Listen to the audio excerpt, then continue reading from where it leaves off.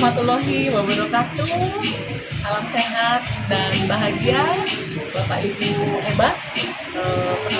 Perkenalkan, nama saya Ibu Luciana Maiduna Sinaga, calon guru penggerak angkatan 7 kelas 24H. Baik Bapak Ibu, di sini saya akan berbicara tentang modul 2.3 aksi nyata. Aksi nyata bagaimana kita mengcoaching rekan sejawat kita. Baik Bapak Ibu, di sini saya perkenalkan rekan sejawat saya. Ini beliau adalah Ibu Sueharti SPD. Monggo Bu Hati. Ya, saya assalamualaikum. Hebat dimanapun berada, saya Bu Hati, pengajar dari SMP Internasional, pengajar dan kali ini kita akan diskusi bagaimana memecahkan sebuah solusi yang ada di kelas kita. Oke, apa kabar? Luar biasa Bu Hati. Aduh, seger ya. Baik. Semangat pagi kita. Luar biasa. Baik, Bu Hati. Kemarin saya dengar Bu Hati mau jumpa dengan saya. Saya tergelitik itu ada apa ya Bu Hati cari saya. Kenapa nih Bu Hati? Ada yang bisa saya bantu? Kita sama-sama kelas 5 ya. Ya, betul. Saya ada project dalam mata pelajaran ekosistem ya. Ekosistem. Ya, kenapa dengan ekosistem? Kita masuk materi komponen ekosistem ya. Sudah. Bu Hati bagaimana di sekolahnya? Sudah? Saya nih kita collab nih. Ya. Kita bikin diorama ekosistem. Oke. Tetapi di situ bukan sekedar gambar. Ya. Jadi ada semacam kalau dari digitalnya kita mainkan Ya. gitu pakai media. Nah, kalau misalkan dari proyeknya kita bikin tuh ada hewannya, Ya. ada nuansa alamnya. Gimana Bu? Kalau saya dengar ide-ide kreatif dari Bu Ati, mohon izin Bapak Ibu, Bu Ati terkenal sebagai guru kreatif sehingga Bu Ati mendapat julukan Ati Kreatif. Betul nggak Bu Ati? Luar biasa. Bapak Ibu bisa lihat di YouTube-nya Ati Kreatif. Saya sendiri sering menonton.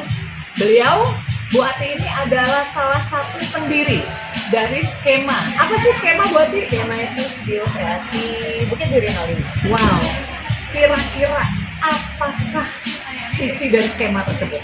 Nah, ini salah satu yang tadi komponen yang akan kita berikan itu kita kolaborasi dengan ada anak nih yang langsung memberikan penjelasan tentang materi kita di sini.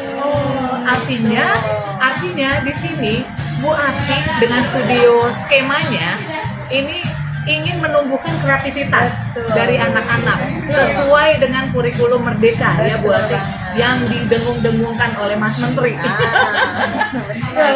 Ya, artinya pembelajaran berpihak pada murid. Betul sekali. Nah, Bu Ati tadi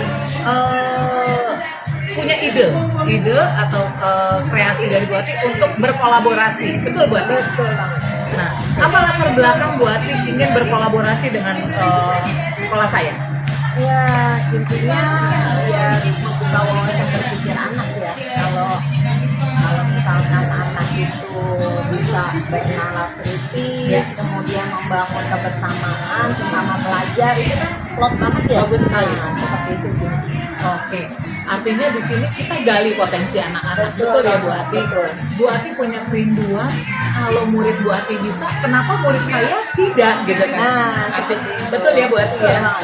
Jadi murid saya tuh kreatif nih. Saya juga pengen dong muridnya Bu Lucy juga kreatif.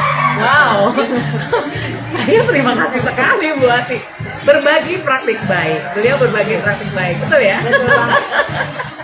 Bu Ati sangat menginspirasi sekali. Ya, benar. Nah, Bu Ati tadi pertama Bu Ati mengemukakan tentang pelajaran IPA ya kalau nggak salah ya, muatan pelajaran IPA. Iya, ekosistem ya. Tentang apa Bu Ati? Tentang ekosistem. Ekosistem. Karena kan berhubungan sama materi kita nih, Ya. Walaupun materinya sudah lewat ya, Ya, tapi betul. ya nggak ada salahnya sih kita Iya. karena kita angkat di P5 aja. Betul, betul. P5. Apa yang menggerakkan Bu Ati untuk mengangkat ini menjadi ke P5? Itu kan di P5 itu banyak tema ya. Ya, betul. Nah, kita ambil dari berkebinekaan global. Kenapa Berkebinekaan diambil berkebinekaan global? Karena memang itu nanti kan di pembelajaran ekosistem tidak hanya kita tampilkan dioramanya itu dalam bentuk project, tapi dalam bentuk digital gitu. Jadi biar anak-anak juga mengerti gitu kalau pembelajaran ekosistem tidak hanya melalui sekedar ceramah kita gitu. Textbook, nama, ya. Betul. Jadi melalui media, gitu, Melalui mereka media. bisa menggerakkan tuh. Saya udah mencoba gitu. Nah nanti pada prakteknya anak-anak kita ajarin dulu nih, Iya. gitu. Oh, artinya step pertama anak-anak diajarkan Betul. bagaimana cara-caranya ya, langkah-langkahnya. Langkah-langkahnya. Ya, kemudian step kedua bagaimana Bu? Yang kedua, kita pilih dari mereka itu kan pasti ada seleksi alam nih. Ada yang bisa, ada yang enggak gitu. Ya, betul. Nah, dari seleksi alam itu kita bisa memilih sebagai duta. Nah, duta itulah yang nantinya akan kita jadikan sebagai apa ya, tim leader ya, teamwork kita Ya. untuk menjaring anak-anak di anak yang dulu juga di anak saya sehingga terjadi itu sebuah kolaborasi pembelajaran siswa. Nah, Artinya saya menangkap nih dari ide Bu Ati tadi ada tim leader. Di sini kita menerapkan pembelajaran berdiferensiasi, betul ya Bu? Betul. Oh, yang artinya di situ juga kita tanamkan KSE ya Bu? Iya. Kemampuan sosial emosional ya Bu ya. Betul. Nah dari sana tadi Bu Ati mengatakan bahwa terbentuk tim leader. Nah tim leader ini artinya di sini kita melihat ini ya Bu Ati ya, profil dari profil belajar anak. Gaya belajarnya, gaya belajar mereka. Kan ada gaya belajar mereka yang kayak model saya nih nggak bisa diem ya. Ya. Jadi kinestetik ya. Nah, Kinestetik. dari situ kita bisa lihat mereka yang mempunyai kompeten dengan gaya belajar kinestetik. Nah ini bagus banget buat dijadikan tim leader kita. Gitu. Oke, baik. Artinya di sini tim leadernya itu kira-kira Bu Ati mau merekrut berapa orang Bu Ati? Sebenarnya untuk tim leader itu nggak perlu banyak ya. Yang penting mereka mau bekerja, mau berinteraksi, mau menggerakkan. Itu kalau dari saya, khusus dari kelas saya aja, saya bisa menggerakkan itu 10 orang. Nah, 10 orang itu kita lepas, gitu. Saya lepas. Nah, mereka itu ngajarin anak Indonesia.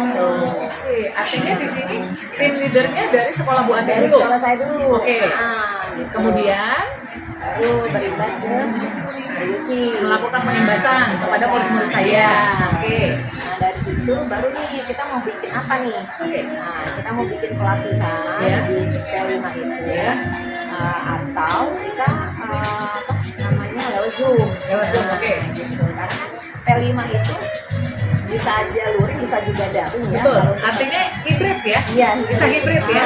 Betul. Nah, itu keren banget kalau misalkan dua sekolah mengadakan P5 secara berbarengan, Ya. padahal beda wilayah gitu ya. Betul sekali. Bu Ati wilayah 3, sedangkan saya wilayah 1. Nah. Jadi di sini Bu Ati punya angan-angan ya, angan-angan tapi yang bisa diimplementasikan, bisa kita wujudkan, kita realisasikan dengan kolaborasi antara dua sekolah. Kita akan mengadakan P5 tadi. Bu Ati mengatakan mengadakan P5 ya Bu Ati ya. Baik Bu Ati. Untuk rencana pengembangan diri Bu Ati, khususnya dari untuk aktivitas pengembangan penguasaan materi IPA ini, apa tujuan yang hendak Bu Ati capai?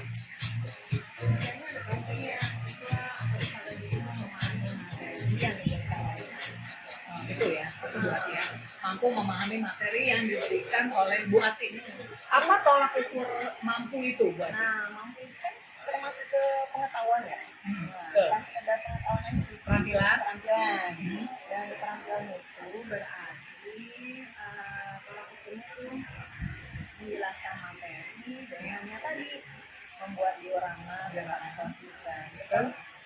Sambil dia menjelaskan tuh area di pengetahuan. Ya. Kalau dia sudah bisa membuat, tidak ada keterampilan. Jadi ada pengetahuan, ada keterampilan, lagi sikap. Nah, pada saat dia menjelaskan konsep dia, bagaimana konsep dia dalam memberikan sebuah penjelasan tentang materi asesmen. Oke, artinya ukuran keberhasilan menurut Bu Ati mampu menjelaskan materi ekosistem dengan baik ya Bu Ati, dengan penerapan KSG juga di sini ya Bu.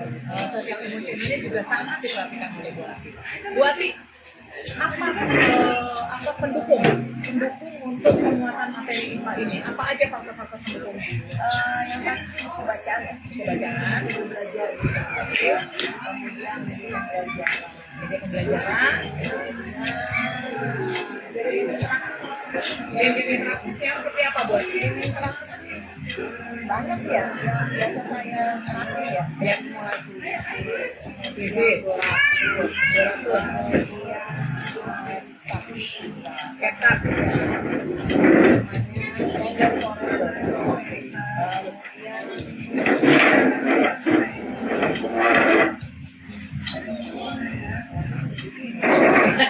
Empat itu udah bagus juga ya, Bapak Ibu udah bagus sekali Bu Ati. Jadi faktor-faktor pendukung yang Bu Ati gunakan pada untuk penguasaan materi IPA ini tadi Bu Ati menyebutkan buku bacaan, kemudian video-video pembelajaran Bu Ati, dan juga game-game interaktif yang tadi sudah dijabarkan oleh Bu Ati. Baik, Bu Ati, untuk pengembangan kepercayaan diri, apa tujuan yang hendak Ibu capai?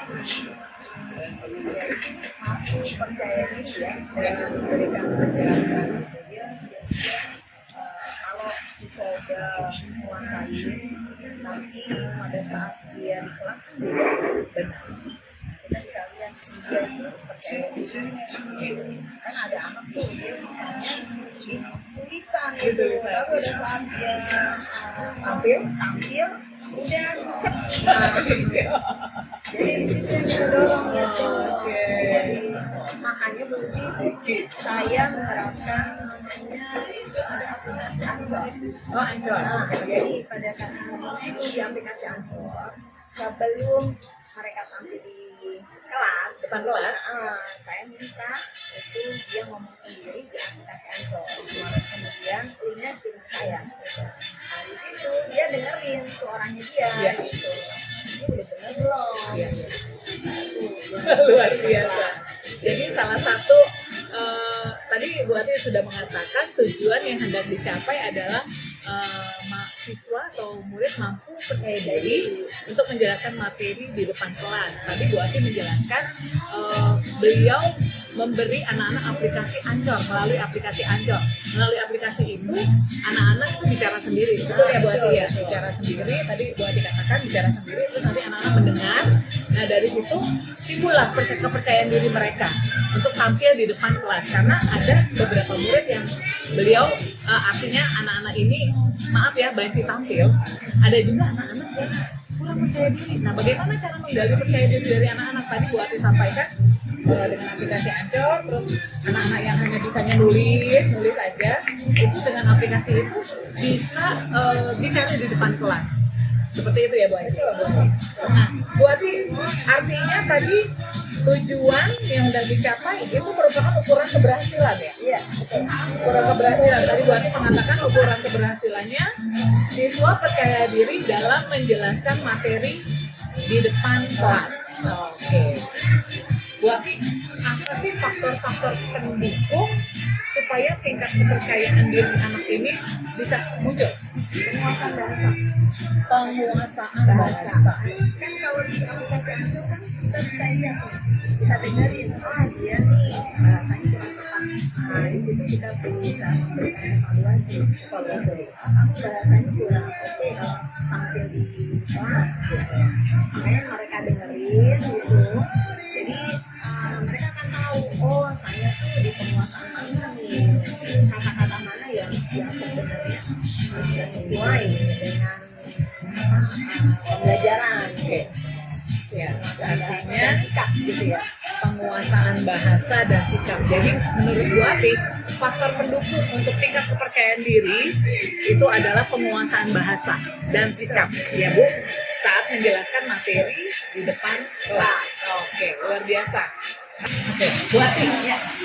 kira-kira setelah saya melakukan observasi pengamatan di kelas Bu Ati, apa refleksi yang bisa Bu Ati gambarkan di sini, yang bisa Bu Ati utarakan di sini? Coba, monggo Bu Ati. Mungkin di catatan refleksi saya ya, perlu pengembangan untuk ya. Oke, Pengembangannya dalam artian setelah itu lebih memunculkan ini loh saya gitu, kepercayaan dirinya, dan ini loh saya mempunyai potensi seperti ini. Oke. Kemudian ini loh saya tuh kekurangannya di sini gitu. Jadi saya harus dari situ saya bisa melihat apa yang harus saya kembangkan di bagian mana yang harus saya kembangkan, di bagian mana yang harus saya tekankan, di bagian mana yang harus saya perbaiki begitu. oh, artinya di sini saya tangkap Bu Ati membuat refleksi karena ada siswa, ada beberapa siswa yang belum memahami materi ya. Namun ada juga siswa yang sudah paham dengan materi yang Bu Ati sampaikan ya. Oke, baik. Itu saya tadi bagaimana nih saya harus mengembangkan sampai itu bagaimana nih Ya, dari sini artinya membangun kepercayaan murid ya, Bu Ati ya, untuk menggali potensinya lebih lagi gitu ya Bu Ati ya. Nah, menurut Bu Ati, kira-kira sebaiknya bagaimana seorang guru seperti Bu Ati untuk menggali potensi anak? Supaya anak itu memiliki kepercayaan diri lebih lagi gitu Bu Ati. memang pendekatan saya sih itu Iya. itu yang harus kita kembangkan itu pendekatan keterampilan nasional anak itu Iya, PSD. KSD itu yang harus kita tekangi dan memberikan sebuah kepercayaan bahwa mereka tuh bisa kok, tapi memang harus pelan-pelan. Ya, betul. Karena nggak semua murid dapat tergali potensinya dalam kurun waktu yang sesaat ya. Sebentar gitu kan. Butuh proses ya Bu Ati ya. Oke. Untuk itu baiknya bagaimana Bu Ati apa ya? Apakah menurut Bu Ati harus memiliki kebersamaan atau bagaimana untuk menggali potensi-potensi itu? Bagaimana menurut Bu Ati? Yang lebih Supaya bisa mengembangkan anak murid ini gitu loh Bu Ati. kita yang harus benar-benar memahami jiwa mereka ya. Oke. Tentang gaya belajar mereka juga. Iya. Kemudian kita harus lebih memahami kalau kekuatan dan kelemahan si peserta didik kita. Oke. Dari situ kan kita bisa membuat catatan sendiri. Ya, betul. Dan dari itu kita bisa memberikan satu kesimpulan bahwa kita dalam menghadapi peserta didik yang memiliki gaya belajar misalkan kinestetik atau audio Ya, gitu, atau visual. visual, kita punya strategi sendiri gitu. Betul. Tapi tujuannya sama. Artinya di sini rencana tindak lanjut yang bisa Bu Ati lakukan adalah membuat peta konsep juga ya Bu Ati. Sejauh mana murid itu sudah yakin akan potensi yang dia miliki ya Bu Ati. Peta konsepnya tadi ya kita bisa memahami gaya belajar mereka gitu. Oke. Dari auditori, Visual, kinestetik. Dan mungkin diperlukan juga pendampingan ya Bu. pendampingan yang pasti. Betul ya? Betul. Dan pendampingan. Tapi itu dulu sih, makanya tuh saya ngobrol sama Bu Lucy itu mungkin ya bisa sharing ya. Ya. Nah, kalau saya ini model gini, kalau Bu Lucy ada nggak model kayak saya gitu, jadi kan kita bisa Sharing, kita saling berbagi ya, berbagi praktek baik ya. Bagaimana saya melakukan pendampingan secara berkala kepada anak-anak murid ya. Dia memiliki gaya belajar secara auditori, secara visual, atau secara kinestetik gitu ya Bu. Oke, good job, bagus. Ibu ketemu dengan orang yang tepat. Luar biasa. Dan saya bertemu dengan rekan sejawat yang tepat pula. Oleh karena itu saya, ya jujur saja, saya coaching dengan seorang coach yang hebat di sini. Jadi, terakhir nih, refleksi diri untuk coaching dengan rekan sejawat dengan Bu Ati. Bu Ati, ini kita saling berefleksi nih Bu Ati. Apa yang sudah berjalan dengan baik selama percakapan ini Buati? Menurut buat Iya, kita saling mengungkapkan kelebihan kita ya. betul. Kemudian juga saling mengungkapkan kelemahan ya. Kelemahan Itu yang penting. masing-masing ya berarti, karena dengan mengakui ini bisa menjadi bahan pembelajaran ke depannya untuk kita ya. Berarti kita bisa jadi pembelajar dan pendidik yang jauh lebih baik lagi ya berarti ya. Oke, Buati yang kedua, Oke. apa yang masih perlu diperbaiki atau ditingkatkan? Perlu diperbaiki apa ya, penguasaan saya lebih sabar gitu ya. ASN itu harus benar-benar mendalam ya di sini ya. Bukannya dia mulu tapi itu aja sih. Itu menurut Buati artinya dengan anak-anak ya, Iya. anak Buati ya. Bisa sabar lagi. Tapi saya lihat Buati sabar ya. Pada saat saya observasi di kelas, pengamatan di kelas tuh Buati sabar sekali dengan anak-anak Buati, sehingga murid-murid Buati itu merasa nyaman, merasa enjoy pada saat pembelajaran. Artinya dari awal, pertengahan hingga akhir, anak-anak itu tidak merasa jenuh pada saat belajar dengan Buati. Itu yang saya amati. Kalau saya Buati yang harus saya perbaiki, saya harus selalu berkolaborasi. Khususnya dengan Buati, karena Buati punya ide terjadi kolaborasi antara kelas 5 Buati, kelas SDN Menteng Dalam SDN Bukit Duri 05 dengan SDN Menteng Dalam 07. Jadi saya harus selalu berkolaborasi dengan rekan sejawat, Buati, terlebih dengan jenjang tingkat kelas yang sama, artinya rekan kelas paralel. Agar materi yang kita dapat sama-sama itu diterima ya oleh semua murid, meskipun gurunya berbeda-beda. Contohnya ya saya mengampu kelas 5, Buati juga mengampu kelas 5. Jadi kita sama-sama bekerja berkolaborasi, saling mengisi, saling berkolaborasi supaya materinya yang kita sampaikan itu diterima murid ya. Oke, good. Nah, Buati, apa yang sebaiknya kita lakukan supaya tetap dalam kondisi kehadiran penuh? Apa nih Buati? Kita harus benar-benar konsentrasi ya, kalau misalkan punya sebuah konsep harus seperti apa sih konsekuen untuk membangun sebuah pembelajaran yang memang menarik, menyenangkan bagi siswa kita gitu ya. Konsekuen aja tuh biar konsekuen dengan apa yang sudah kita rencanakan gitu ya. Kalau saya sebelum dan saat saya melakukan coaching, ya saya harus tetap fokus dengan memperhatikan coaching saya ini yang ada di depan saya dan berusaha menjadi pendengar yang baik, bukan jadi mentor, tapi saya sebagai coach ya Buati ya, luar biasa. Dan jujur coach yang ada di hadapan saya ini coach luar biasa ya. Saya dapat ilmu yang banyak dari coach saya ini. Buati, Ya. ini terakhir nih. Ya, Apa yang akan Buati lakukan untuk memperbaiki atau meningkatkan coaching?